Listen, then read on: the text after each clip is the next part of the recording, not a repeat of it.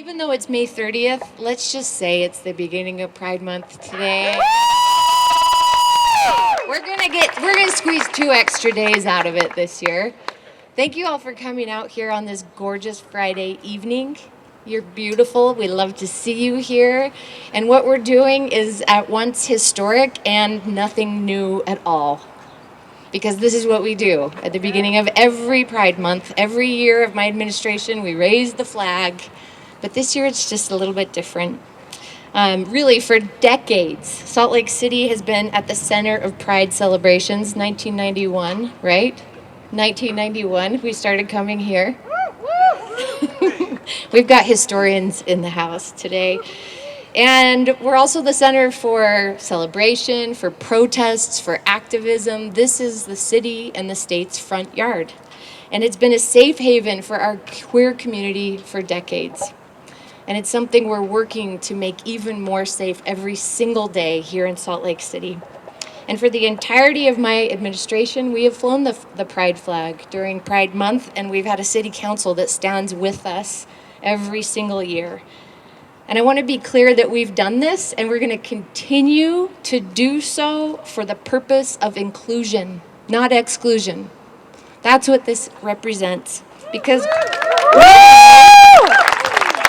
we know, as Salt Lakers, that acknowledging and celebrating our diverse communities does not exclude others.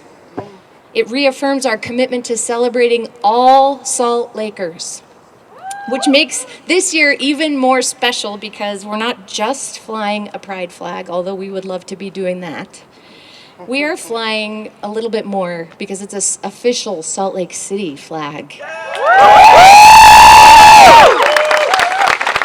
This is our first ever raising of the Sego belonging flag in Salt Lake City. And thank you for being here with us to do it. Everybody's going to have a chance to take a part in the flag raising in just a few minutes. This is a flag that embodies not only the beauty of our beautiful LGBTQ plus community, but the very heart of Salt Lakers and Salt Lake City itself, which is our shared values of love and inclusion. So today is a milestone. Today is a celebration. And today is about so much more than a flag. What we're doing today is about the dignity and the worth of every single person in this community. No matter who they are, and no matter who they love, it's about weaving that worth into the very fabric of our city, where it's always been and it always belongs. It's about remembering that unity does not come from sameness, but it comes from mutual respect and care that helps us bridge our differences. We created the Sego belonging flag in the spirit of what makes Salt Lake City so special. The belief that inclusion is not just an ideal, but it's a responsibility.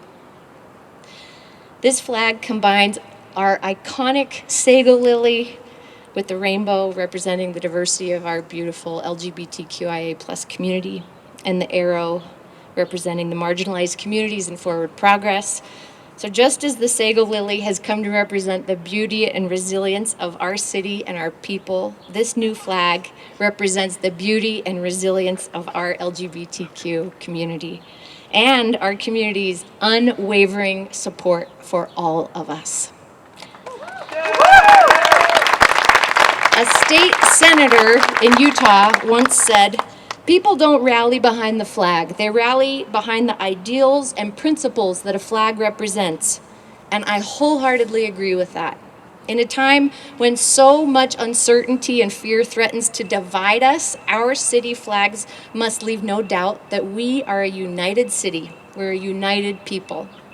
So today, we are rallying behind the principles that guide everything we do in our city. Love, togetherness, and belonging for everyone. No matter your sexual orientation, no matter your race, ethnicity, gender, income, or faith, you are welcome here. Because in Salt Lake City, you belong, and so does your partner, and so does your family. Our Sego belonging flag represents that unity. This is a flag that I am proud to see flying over Washington Square because it represents the values of our community. Because even though I am not gay nor transgender, I am represented in its symbols.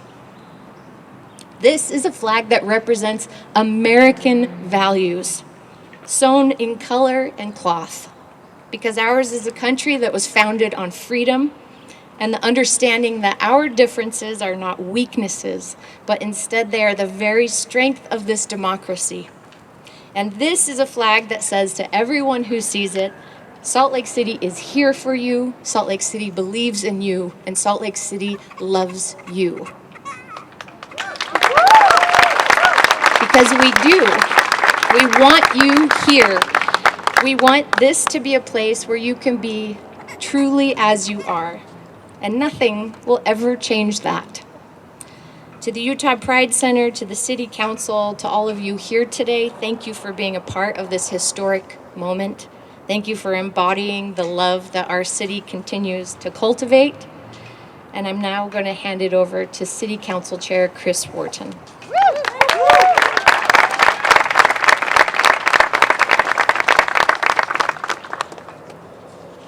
Well, thank you. I'm really excited to be here to raise this flag. I've done this every year that I've been on the council, and have done it a couple of years leading up to that, and it definitely feels different this year, more meaningful. And so I want to thank you all for being here. I'm glad that we can raise it once again as a symbol of the values that our city holds dear, despite being a very difficult year for our community. As the Salt Lake City Council Chair, former Human Rights Commissioner, and an attorney that's dedicated to LGBTQ plus advocacy, I've seen our community being targeted again and again by legislation at the national and state level. I think we know that there are some who wish that we would quiet down. There are some that wish that, or that see our identities, see who we are as a political statement as opposed to just a lived truth. There are some who believe that culture wars and divisive legislation will make us disappear, will make us go back in the closet, or will make us move away. But let me say this clearly. Salt Lake City is our home, and we're not going anywhere.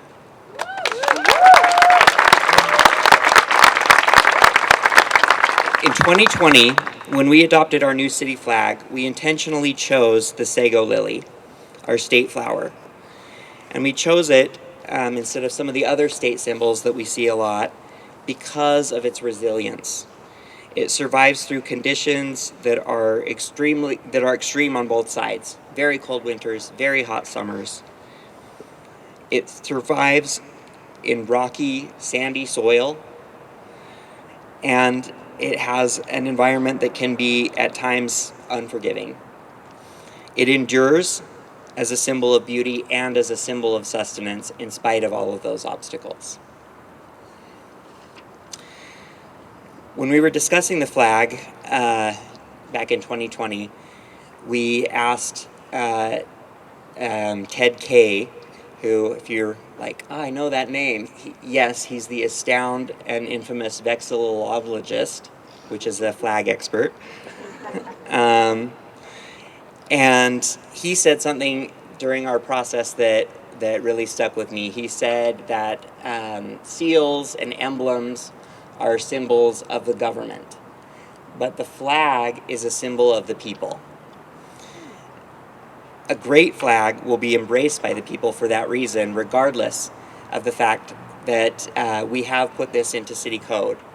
But really, this flag, much like the pride flag that was originally designed by Gilbert Baker, belongs to all of us, belongs to all of you. And the legislature will probably try to come for these flags again. I'm sure that they will.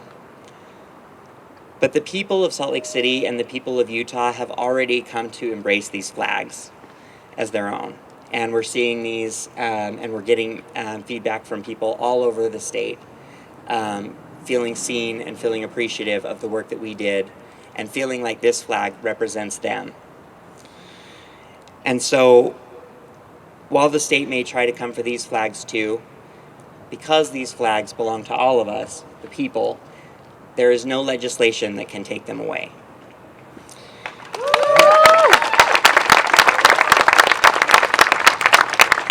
And I think it's really fitting that we add the Sego lily to this flag to represent Salt Lake City, because we are like those Sego lilies. And we are going to continue to thrive, and we're going to continue to fly these flags no matter what. Thank you so much for being here.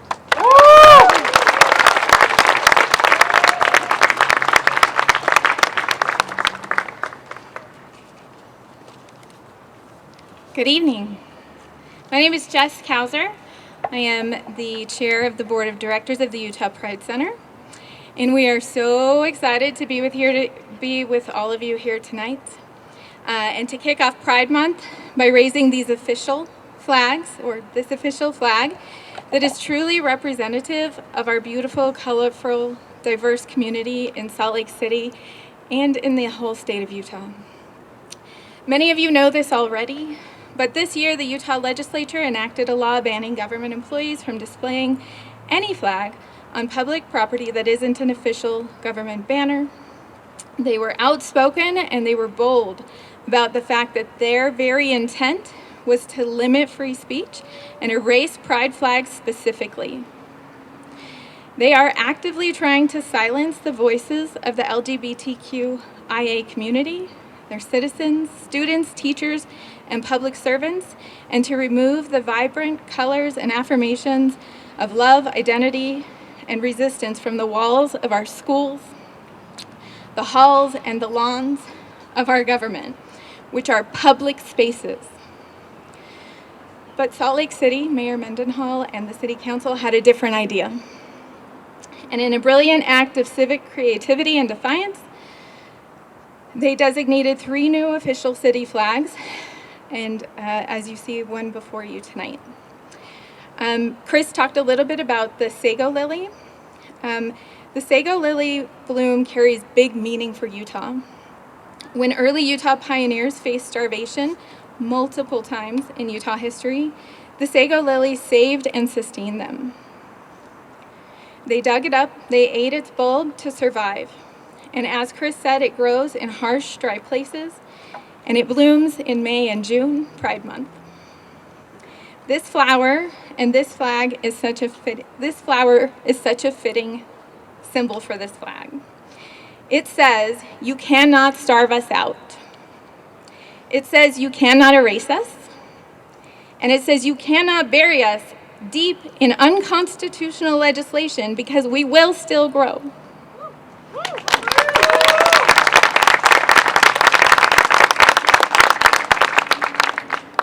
These flags are for celebration, they raise awareness, they unite, and they are for every person in the LGBTQ community and allies of the community. They're for every trans child seeking a safe space. They're for every queer teacher afraid to be seen. They are for every person who has been told that their identity is a problem to fix or solve rather than a truth to celebrate. It is our banner, our emblem of survival and dignity and belonging. The Sego lily thrives where others will, and so do we. So thank you, everyone, for being here tonight. Thank you to the City of Salt Lake and to the Mayor. And thank you, everyone, for your courage, for standing together through this next month of Pride. And thank you to those who refuse to be legislated out of sight.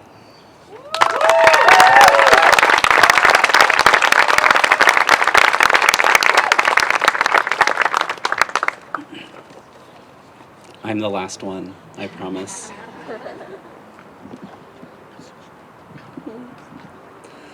Good evening, everyone. It's a really deep honor to stand with you here today as we prepare to raise our flag above Utah's capital city, just 1 week before our state's largest Pride celebration right here in Washington Square. As the executive director of the Utah Pride Center, I speak today with immense gratitude, humility, and an incredible amount of pride on behalf of Utah's LGBTQ community. I'm a crier, I'm sorry. That's a responsibility I don't take very lightly. While this flag may seem like fabric to some, it's also a signal. It's a story. and it's a stand. It reminds our greater community that we're still here and that we're still rising. The original pride flag, designed and sewn by Gilbert Baker in 1978, was much more than just a banner. It was a declaration, inspired by Judy Garland's Somewhere Over the Rainbow, and originally marked by 8 distinct stripes. Each color held meaning: pink for sex, red for life, orange for healing, yellow for sunlight, green for nature, turquoise for magic, blue for harmony, and purple for spirit. These 8 values stood at a time when the vast majority of our country thought that being queer was nothing more than a sexual infatuation, a mental illness. Those values reminded our community of humanity and love. And much like our community, this flag has also grown. It has adapted, and it has become more honest about who we are. In 2017, black and brown stripes were added in Philadelphia to uplift queer communities of color. Not long after, the Progress flag added in the colors of the transgender flag and honored lives lost to HIV and AIDS. Then came the intersex inclusive Progress flag, an acknowledgement of those whose identities have too often been erased or ignored entirely. And now, just weeks ago, our flag evolved once again. In the face of oppressive legislation that threatened the very ceremony that we are all here attending tonight, Salt Lake City and the leaders whom I've been able to share this podium with tonight made a bold, beautiful move. With courage and clarity, our capital city officially adopted the Sego belonging flag as one of its own. This new flag adds to the powerful representation of our community's symbol, the Utah State flower, which on its own stands as a symbol of resilience, healing, and homegrown pride. Let's be clear, House Bill 77 was passed with the intent to erase our presence from public spaces, to pull down our symbols, and to pretend that we are not who we are. Because of the leadership of Mayor Mendenhall, the Salt Lake City Council, and their incredible staff, this flag, the flag we raised today, flies legally, proudly, and permanently for the month of June.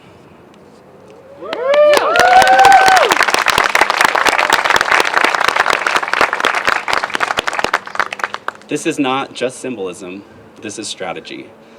And that's in line with this year's Pride theme. This is radical love. Symbols matter, they always have. Whether it's a ring exchanged between partners, a cross worn around someone's neck, or a small sticker in a storefront window that tells a queer teen you're safe here. Symbols matter. They speak when words fall short, and this symbol speaks very loudly. Of course, not everyone sees it that way. Some dismiss ceremonies like this as hollow. Some scoff or roll their eyes. We've all heard people ask, when's Straight Pride Month? But for us, this flag means something real. It tells our community we are visible, we are valued, we are loved. Not in spite of who we are, but because of who we are. This moment is public affirmation. It's a reminder of how far we've come and of the people who've brought us here.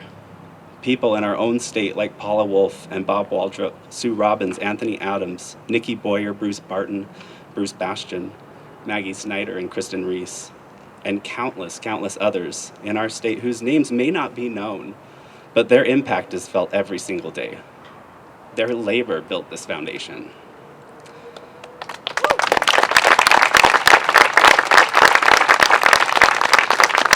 Their advocacy created space for you and for me to grow. Like Albert Einstein said 100 times every day, I remind myself that my inner and outer life is built on the labors of others. That couldn't be more true for me, and that couldn't be more true for all of us here today. In our community, we talk a lot about coming out. Many of us have our own story, our own quiet moment of bravery or a public act of self-liberation, but coming out isn't just a queer experience. It's a human one. It's about choosing authenticity over expectation, and it's about stepping into who you really are. So as we raise this flag today and usher in the 2025 Utah Pride Month, I want to invite each one of you to come out. Whether you're gay, lesbian, bisexual, transgender, intersex, non-binary, queer, questioning, or a beautiful, loud, wholehearted ally, come out. Come stand with us. Come celebrate with us. Because if there is a queer agenda, it's this. Show up, speak truth, love radically, and leave this world a little kinder than we found it.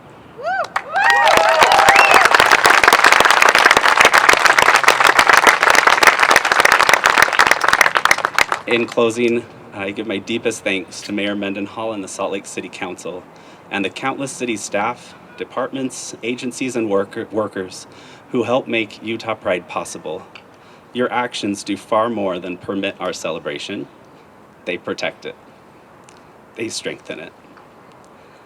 As we raise this flag together, my hope is that we continue to build a community that is more vibrant, more honest, and more free. Happy Pride, Utah. Let's keep rising.